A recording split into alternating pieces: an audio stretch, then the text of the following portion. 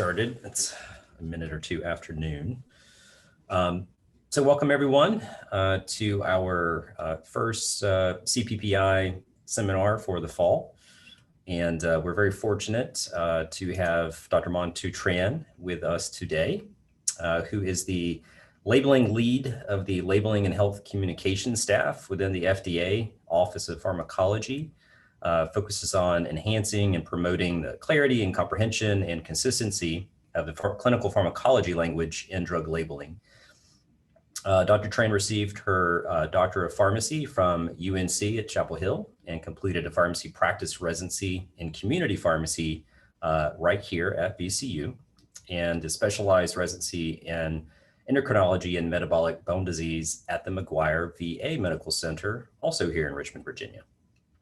Before joining the FDA in 2016, Dr. Tran was a clinical pharmacy specialist at Kaiser Permanente, Colorado.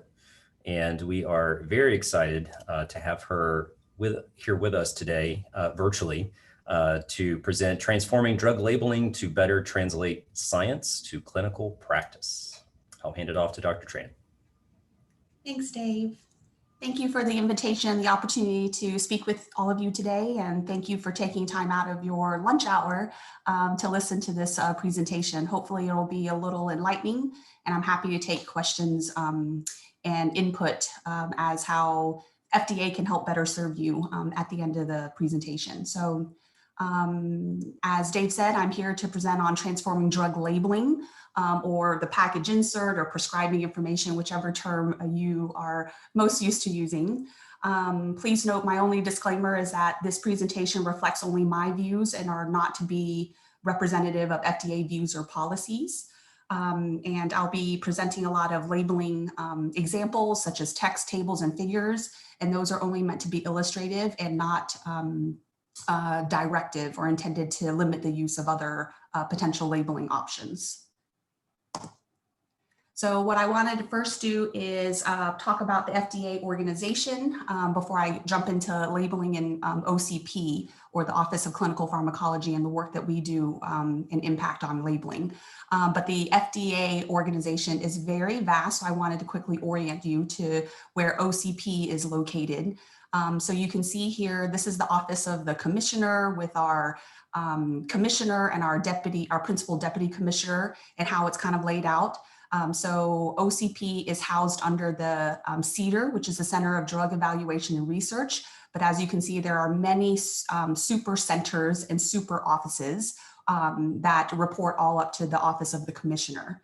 So if we look specifically at CDER, who is directed by Janet Woodcock, though we have an interim director now since she is doing a lot of COVID work. So under CDER, there are several other offices, one of which is the Office of Translational Science. So you can see that that is highlighted there in red with our director, and OCP is housed under that specific super office. So within OCP, we also have an office director and a deputy director, and then we have an immediate office, which is where LHC, or Labeling and Health Communication staff, such as myself, are housed. But then we have several review divisions, and they are broken up into therapeutic areas that kind of coincide with the therapeutic areas in the Office of New Drugs, which they by far do the majority of the kind of evaluation in totality of new drugs that are submitted to the FDA for review. So you can see that we have infectious disease, cancer, pharmacotherapies actually takes up 2 divisions because there is a lot of new drugs coming in, obviously for cancer treatment. Neuropsych pharmacology, cardiometabolic and endocrine pharmacology, inflammation and immune pharmacology. Then we also have an area for translational and precision medicine. So that's where all the genomics and targeted therapies are reviewed.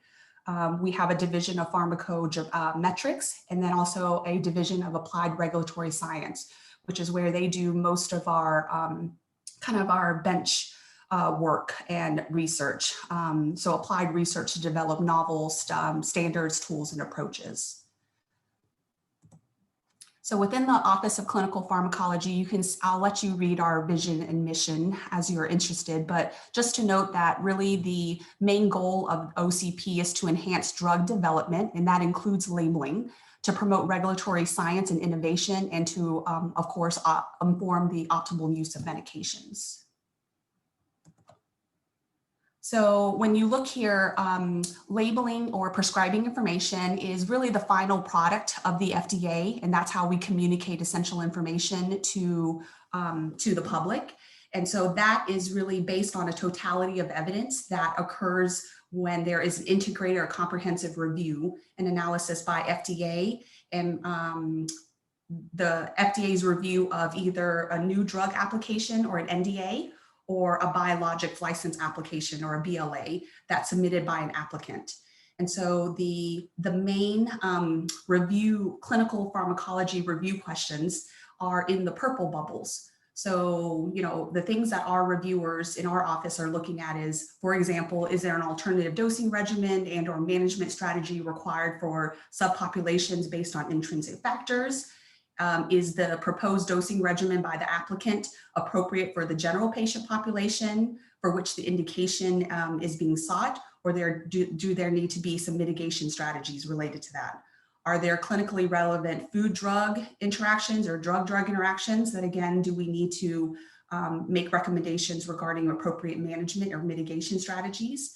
And to what extent is the available clinical pharmacology information that's provided pivotal or supportive evidence for the effectiveness? So really looking at, you know, safety, an appropriate use, selection of patients, appropriate dose management, and, you know, effectiveness of the drug. And so all of this kind of is housed within this regulatory integrated review. So other contributors, more if we tease down a little bit further, the things that would, the factors that would help inform a regulatory decision, for example, in a drug-drug interaction, is first to determine whether it's clinically significant. And the regulatory decision for that, or the regulatory definition of that, is that an interaction is clinically significant if co-administration leads to a safety, efficacy, or tolerability concern that is greater than when the drug is administered by itself. And so, you know, the reviewers are looking at the DDI potential and its mechanism, looking at various animal data, in vitro data, modeling data such as PBPK. Then they move on to consider the human confirmation and the magnitude, looking at ADME studies, early first in human data, dedicated DDI data such, for example, and then certainly looking at the clinical implications and extrapolating that. So if, for example, we have adult data, could we, based on the totality of evidence, extrapolate that adult information to a peds population, since we are not able to, for example, study in you know, a 2-month-old or a 2-year-old. And then ultimately, all of these will inform what's going to be in labeling. So even though this slide is entitled Informing a Regulatory Decision, what my job is to do is to really evaluate how then does labeling help communicate this really technical and scientific regulatory decision and information to help inform clinical decisions. So this really kind of showcases what goes into a regulatory decision, but ultimately labeling is that translation from regulatory science to clinical decisions. So this is a cartoon that's documented actually as part of our agency's history in the FDA History Office, and it illustrates kind of the various users, contributors, or beneficiaries of labeling. You can see, I don't know if my cursor works here, but you can see there's some head scratching, you know, some concerned faces. Unfortunately, I wonder if that still continues today. But my hope in my position and role in the FDA is to try to minimize that. And knowing that the ultimate stakeholder in the information that we produce from the FDA in labeling is ultimately our patient, who is here in the bottom right. So just to go over a little bit of history of the evolution of FDA's what we call PDL, which is the prescription drug labeling initiatives. It goes as far back as 1979, where there was labeling regulations that enacted that old format. And I'm not sure if you've encountered that as you've, you know, done various Google searches, but the old labeling format, it first started off with a big whopping, you know, picture of the structure of the molecule, and then went straight into clinical pharmacology. And then it was just kind of like dense text of information, scientific information. And so that was back in 1979. Since then, we have made various enhancements to that. There were various physician focus groups and surveys conducted in 1992. So, you know, there was a large gap there, or a lot of time that elapsed with us using the old format. Then in 2000, there was a draft of the PLR, which is our physician labeling rule. And that really helped to solidify kind of the new format that we are used to seeing today, which really comprises of 17 kind of sections within labeling, and mainly starts with the highlights, which is like the key bulleted information that I imagine most of us are using in our practice, which is in highlights. Various teams were solidified to try to implement this final PLR rule in as late as 2006. So as you can imagine, I mean, it's not been very long that we've been using kind of this more modern format, but certainly there is opportunity for continued enhancements for effective communication and labeling. There was a PDL Improvement and Enhancement Initiative that was launched in 2013 within the agency, and then specific positions for labeling, i.e. Associate Directors of Labeling, ADLs, were created in 2014. And that's where then OCP decided to create a very dedicated staff to just look at labeling in the following year in 2015.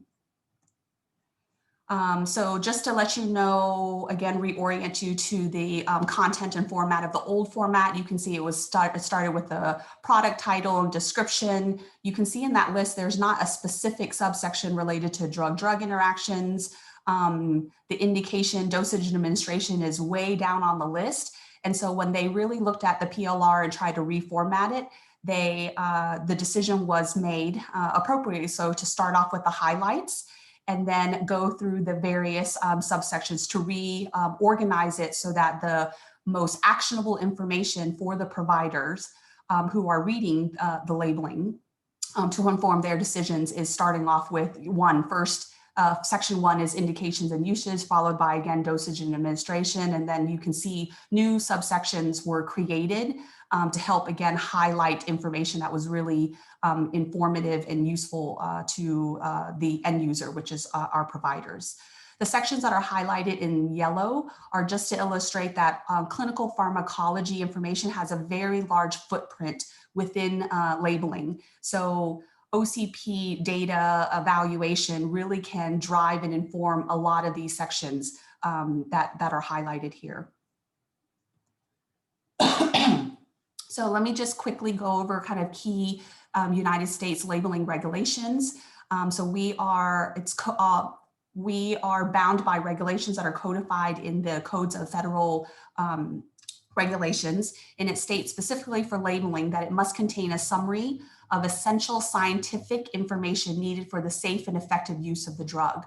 So I always, as I'm doing my reviews, really always trying to go back to these key labeling recommendations to make sure that we are meeting the needs and adhering to the regulations. It needs to be a summary. It doesn't need to be a full, report out of all the data that has been collected in the various stages and trials that have evaluated the safe and effective use of the drug, but a summary of, again, essential scientific information.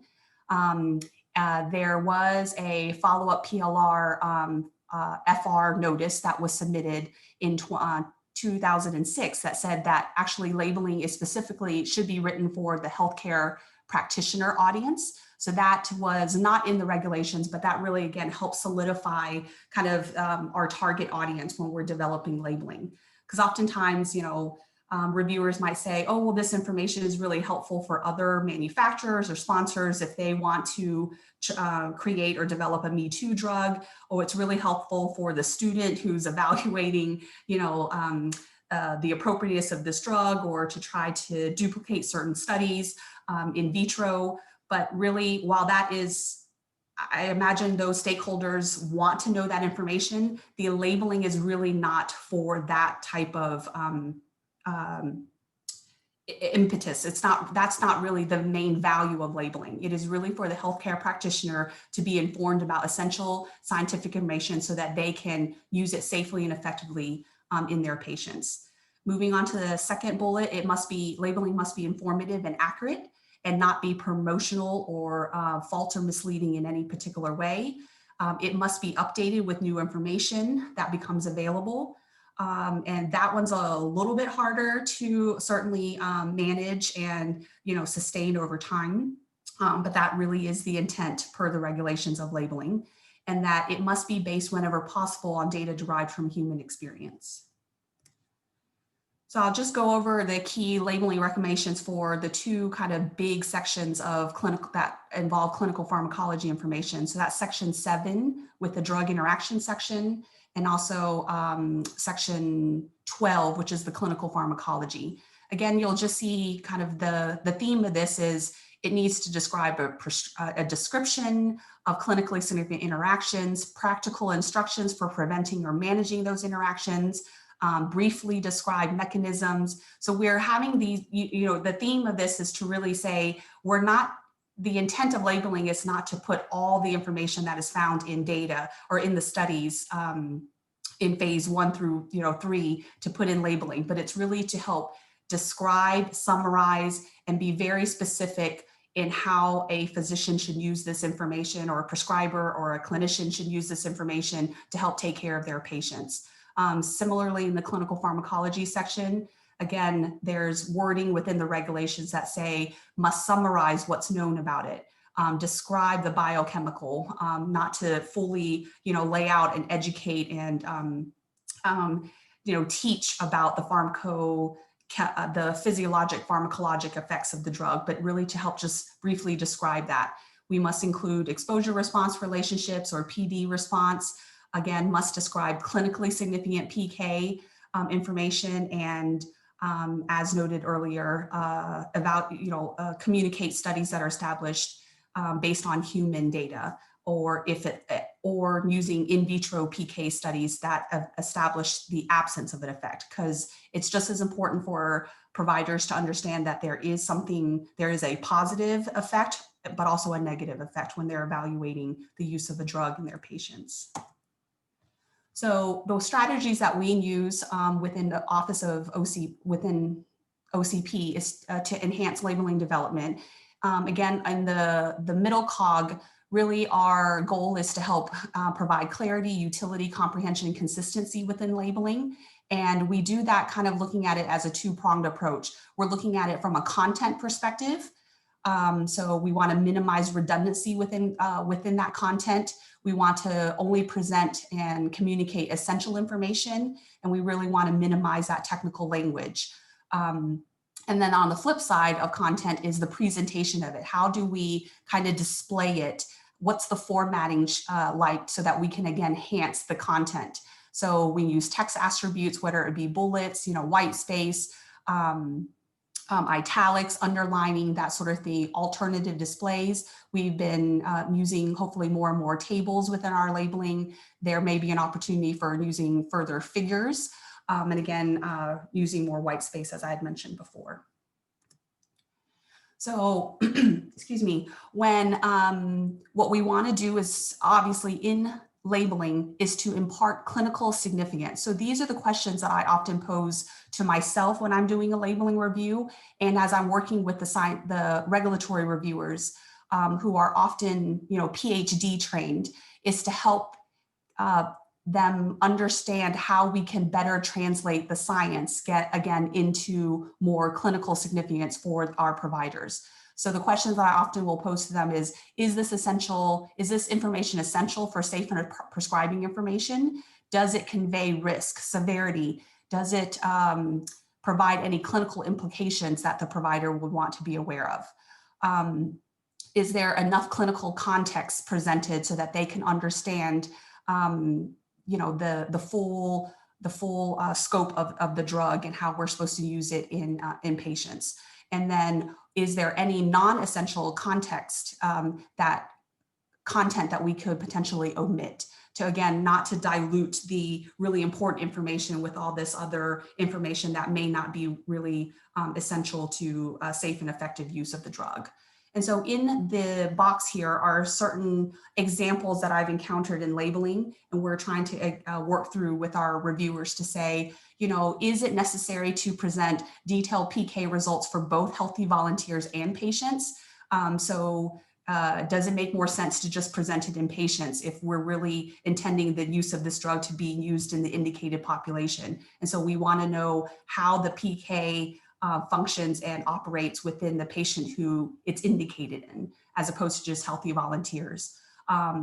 Does the detailed PK results, you know, is it necessary to include it for unapproved dosage formulations? So for example, if we're reviewing a drug that is an oral formulation, does it make sense to include the volume of distribution for an IV formulation drug that was studied in, you know, in a phase 1 or 2 study? How does a clinician really help translate that information for IV when they're trying to use a drug that is going to be approved as an oral dosage form? For example, is it necessary to include both the plasma and whole blood distribution? We want to, again, limit the communication of information and labeling to essential information. So just bringing up these kind of conversations with our reviewers. Do we need multiple volumes of distribution for central and peripheral? If a metabolite is identified but it's inactive and it has no bearing on safety or efficacy of the drug, is it necessary, while it is in existence, is it necessary to include that information if it's inactive or not a majority, you know, not a major metabolite? Is it really necessary to include that in labeling, for example? The next kind of goal that we're trying to do is to minimize technical language. So can this information be described in a simpler way? Can this information be presented so that it's clinically intuitive? Because the healthcare provider who doesn't have clinical pharmacology expertise, it may not, while again, it's very accurate to include some of this technical information in labeling, is it really informative to our audience who may not have clinical pharmacology expertise? So again, some examples of that, looking at the blue box here, is, you know, I've seen this in labeling where it says, you know, drug X showed a time-dependent PK of a 13% decrease in steady state clearance. Again, is that essential? And what does that really mean what might that mean to a healthcare provider? And does it impact the way they would monitor, you know, the drug in a patient? Talking about dose proportionality, we use terms like it resulted in a slightly less than dose proportional increase.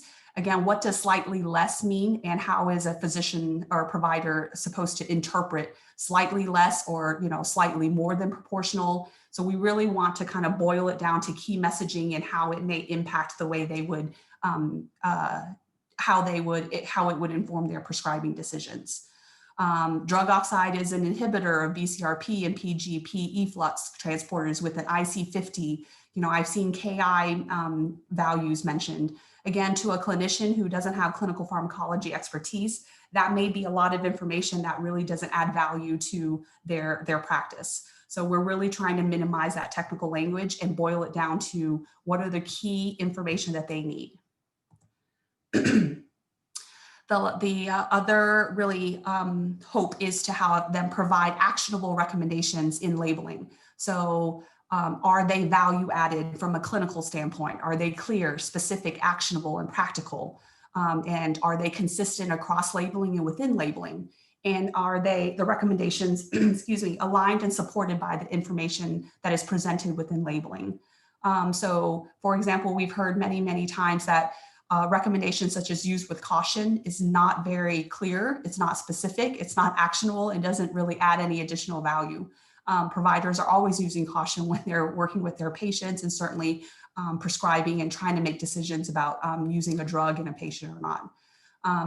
We want to offer recommendations that are beyond the standard of care. So to state in labeling, monitor INR when used concomitantly with warfarin, again, doesn't add additional clinical value. So we're really trying to be more cognizant of the information that we put, the recommendations that we put in labeling to make sure that they are clinically intuitive and value added.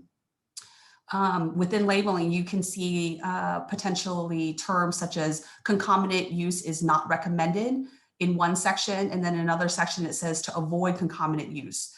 And so the question is that supposed to mean the same thing? Would one provider interpret is not recommended slightly differently than avoid concomitant use? And, let's say one drug A has avoid, and another drug B in the same drug class says is not recommended. Would that potentially lead to misinterpretation, and would it impact the prescriber's decision on whether to use drug A versus B just based on kind of the inconsistent text or recommendation that we put in labeling? So we really want to try to minimize that as much as possible and provide, again, actionable recommendations in labeling.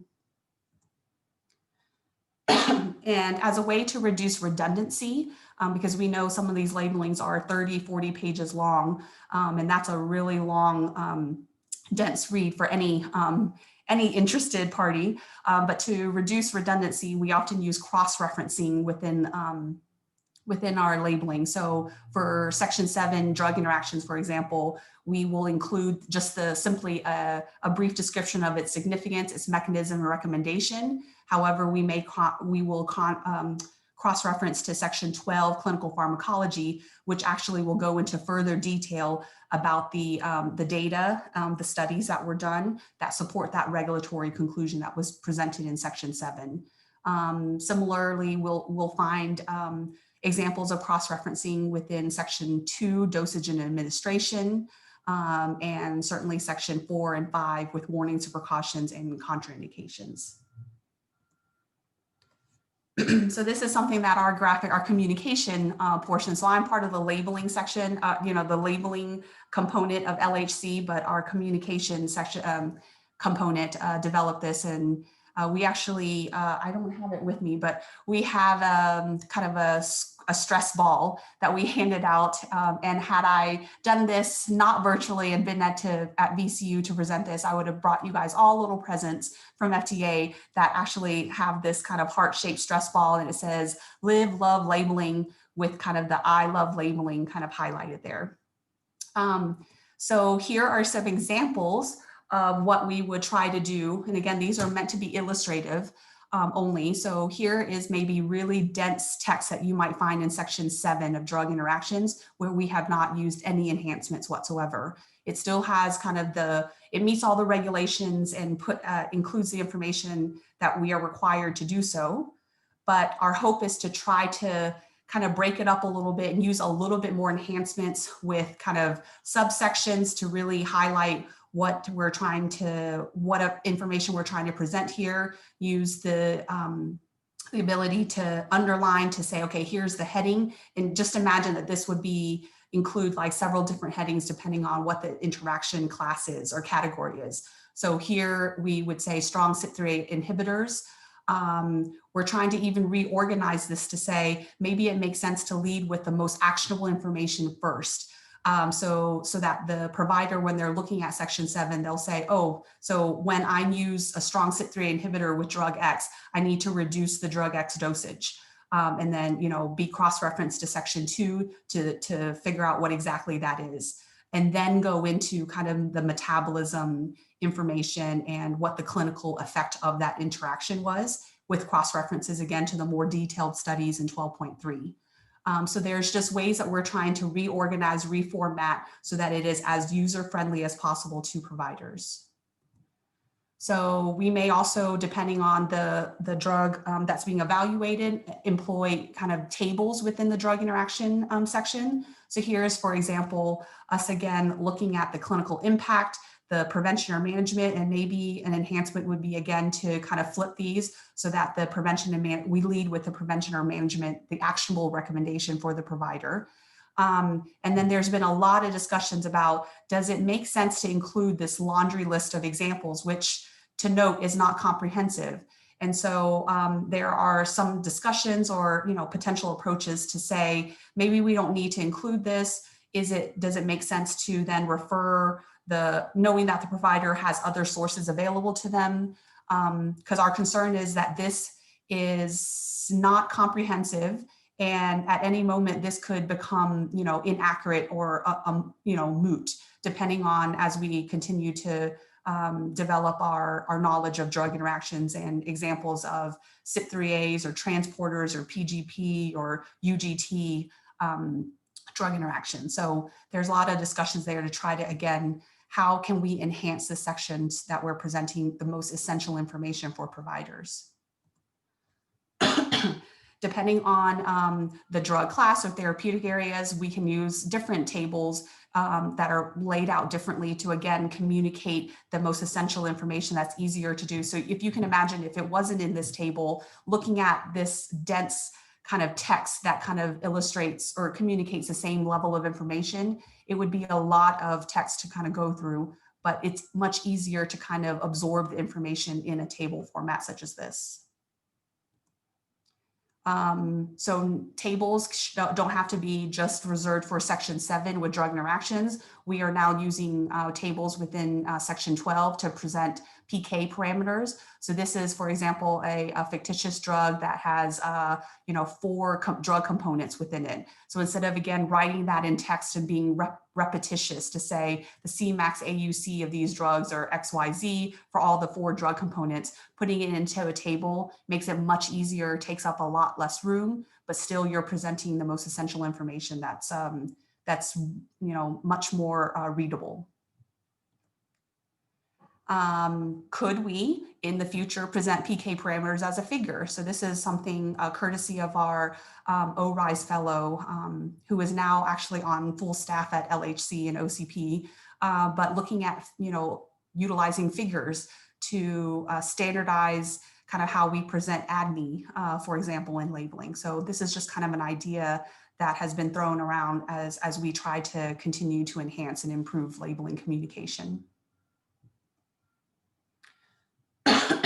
So here is drug interaction studies as text. So this is in 12.3. So here at the above is the preferred example, where we're just kind of being very to the point and saying, here's what the study was. And you can see the non-preferred example down below where, say, for example, that was submitted as an initial draft submission for labeling. As a labeling reviewer, I would kind of go through and try to kind of edit out or delete some of the non-essential information that may not be necessary or doesn't meet regulations to include in labeling. And as a result of that, you can see kind of the output of that review. It's just to be very straightforward and with a 1 sentence, say co-administration of ketoconazole, identified as a strong CYP3A inhibitor, increased drug oxide, Cmax and AUC by certain fold, and that then will be supportive of what the recommendation would be in section 7, for example. Drug interaction studies also can be used, a table can also be used to convey drug interaction studies in section 12.3. Again, looking at, each of the concomitant drugs that were used, what was the impact to Cmax or AUC exposure, and then to, again, very clearly delineate these are the clinically significant interactions, but then we don't need to communicate the exposure changes or lack thereof when there was no clinically significant exposure change. So that information, could be easily summarized in text, but then the clinically significant interactions could be displayed in a table. So again, it's very clear to a clinician what drug interactions they should be concerned about and why, if they really want to know kind of the details of the exposure changes versus trying to kind of combine all of that together and make it harder for a physician or provider to distinguish between what's clinically significant and what is not.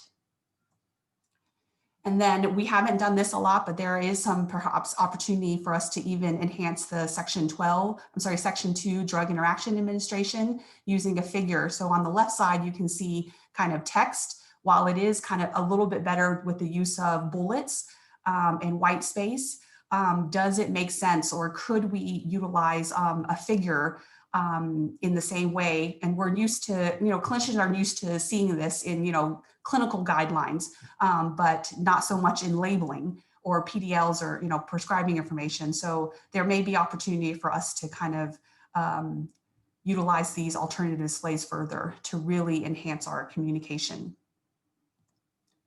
So I'm going to stop there and make sure that we have enough time for questions. Again, wanted to thank all of you for being here and look forward to kind of hearing your thoughts. So I'll hand it back over to Dave, or should I just open it up for questions? Thank you so much. And yes, we will open it up now for questions. So feel free to unmute yourself.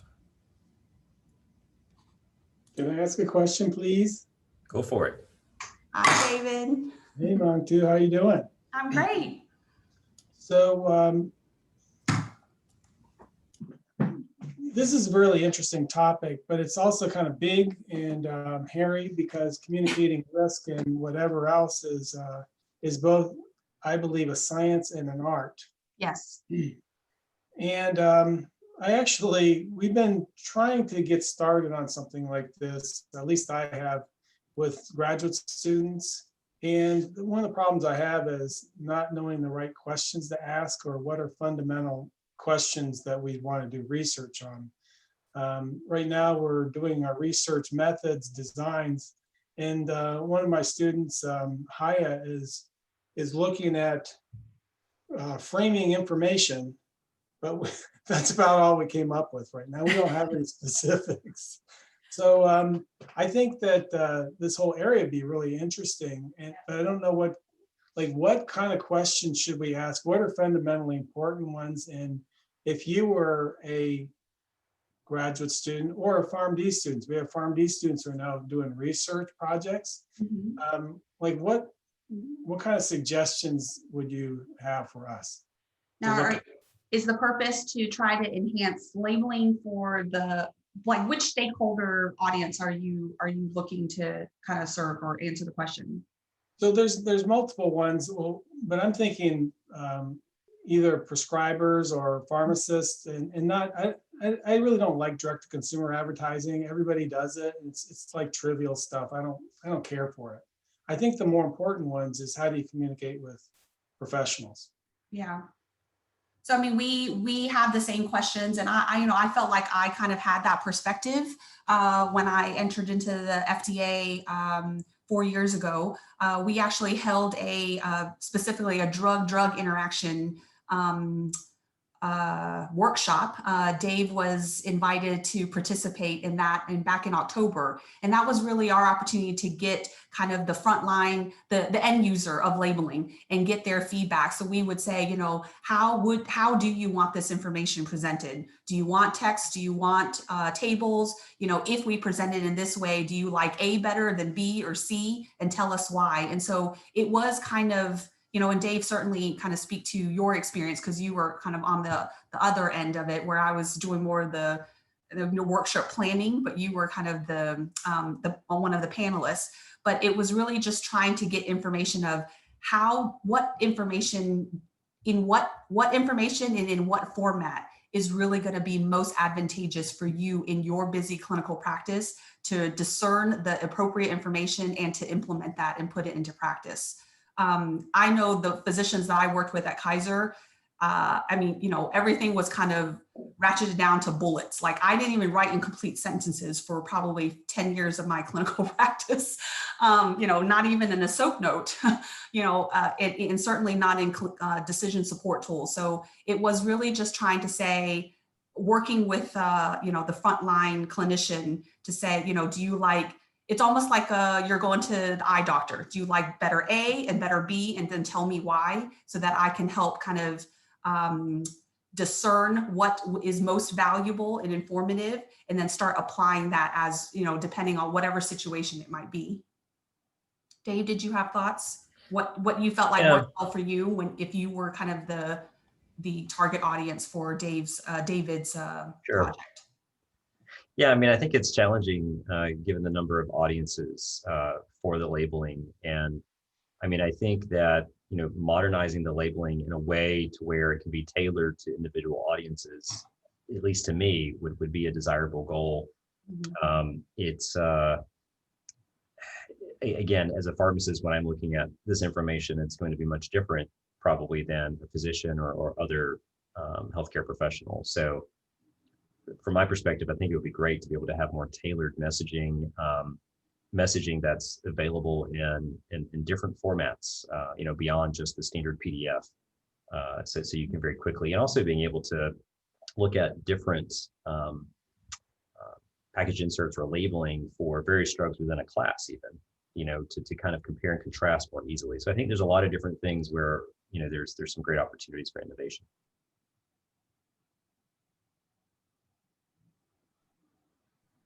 So I don't know if I fully answered your question, David, but because it is a loaded question, it is it's a challenge, both in academia and in, within the agency. So certainly we can have conversations offline if you like, but I'd be really interested in kind of seeing kind of what research you're embarking on. Yeah, actually you didn't, because I wanted to know the answer of the one thing I should ask. Do you like A or B? No. Yeah. Can you design our research? Yeah, don't make me work hard. I think I can give some insights, and at the same time I can ask a question. I have several notes that I took here. This is an area that I think can be really exciting. I know it's not for everyone. Not everyone loves regulatory. I don't love regulatory, but I do get excited in doing some things related to this. So I've done some research with the equivalents to the drug labeling in the United States. These are the SMPCs, the Summary of Product Characteristics from the European Union. And one of to go back to David's question, one thing that we did at the University of Lisbon was to try to characterize the minimum set of information that SMPCs should have from the perspective of healthcare professionals. And so we recruited different healthcare professionals across Europe from different countries, different specialties, and we ran a Delphi study to try to identify what the minimum set of information was. So from a huge list of items, I think we ended up with 126 items meeting the criteria. And so it's very interesting to see, because one of my questions here is, what do healthcare professionals want in the United States? Our healthcare professionals wanted everything. So when you talk about a minimum set of information to, say, include in an electronic SMPC or electronic drug labeling that could then be incorporated into clinical decision support systems, then that gets really tricky because it's going to be lengthy. Now, I would love to hear your thoughts on, is there, or should we aim for a document that's the minimum set of information for that can be then incorporated into the CDSS, in the clinical decision support systems, that is an abbreviated version of the drug labeling, and then have like a full-on version of the drug labeling? What are your thoughts? I would love to hear those. No, I think that's so your question is there?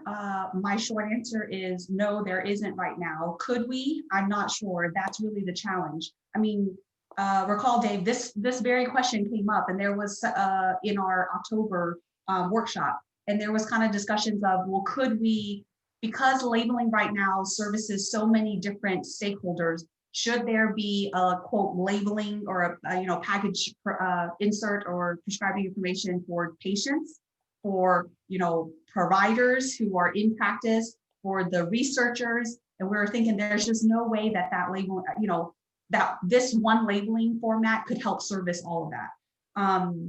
So I would hope that labeling could do that, but I don't think that there's it'd be difficult for one document to service all of those kind of things that you were talking about. And there's always going to be a role for kind of that translation.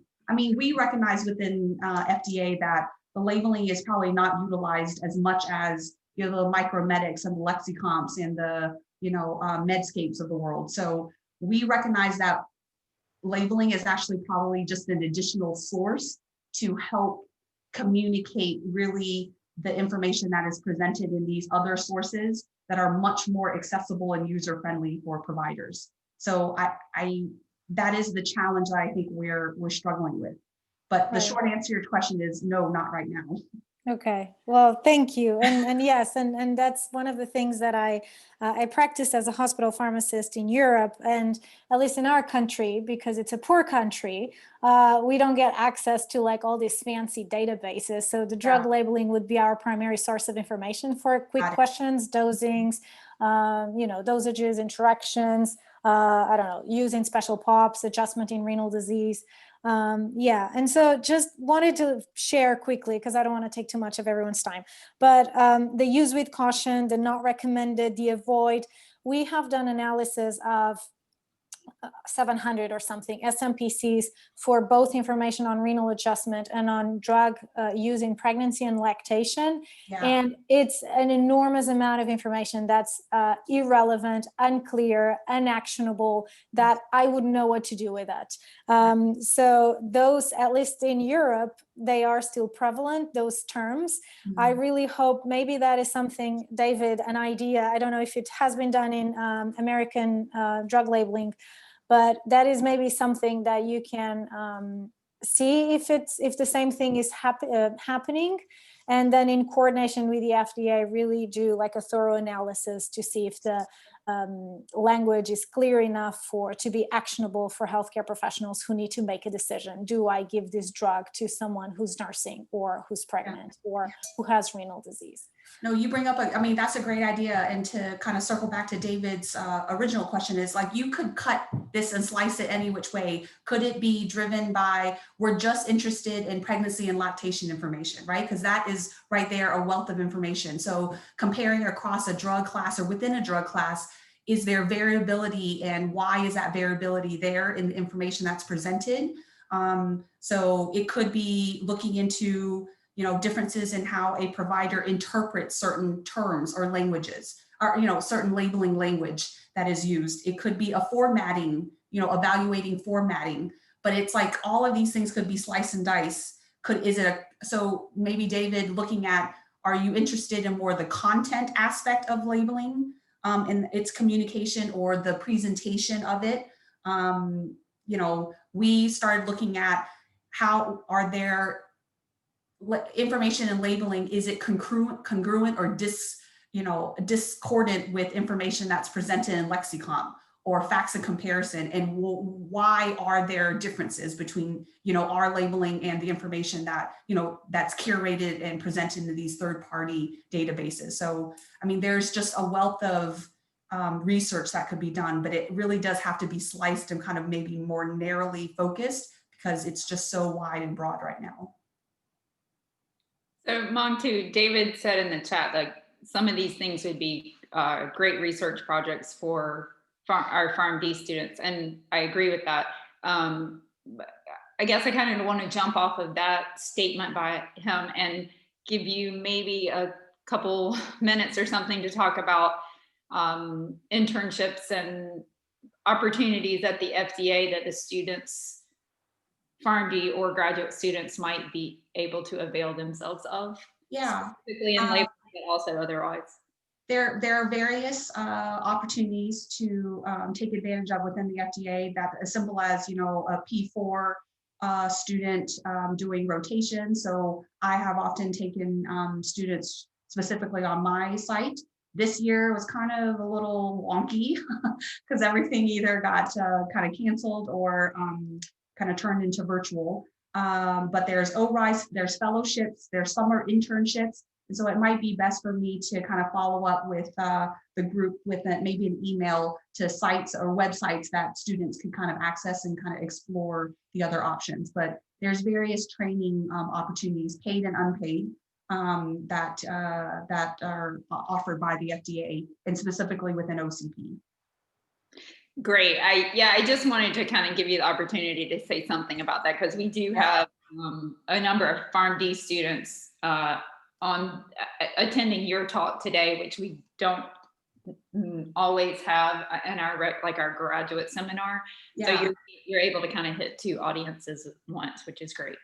Thanks. Yeah, so maybe I'll send that to Dave or Madeline, and then you guys can distribute it to the Yeah. attendees. That would be great. Thank you. Yes, thank you. Should I be reading this chat or?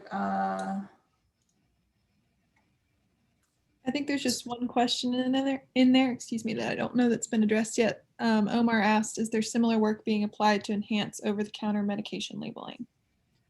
I think there is. That is a different. So thank you for that question. I think there is, but I think it's handled by a different office. So I'm not really involved in that work. So I'm really involved in kind of the labeling portion of clinical pharmacology. There's a whole nother group, such as myself, specifically for patient. The patient instruction, section 17 of the labeling. They are, reserve all of their reviews for that, just particularly for that section. And then there's a whole nother kind of office or division that handles kind of over the counter. We'll take one last question.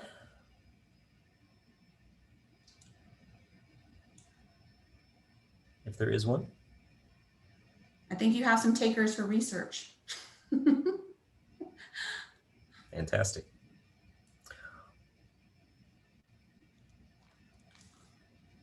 All right. Well, with that, thank you so much for your time and sharing your expertise. Thanks everyone for coming, and we'll do a virtual applause here. That's the one thing I think I miss. It's like, it's nice to hear that applause again, but. Well, I miss, like, I cracked some jokes and I didn't hear any laughter. So I was like, oh, this is kind of, wasn't a great comic relief, but. It's hard because we're all muted because we don't want our background noise. But yes, thank you for the laughter. Sorry. We're all. Great. Thank you.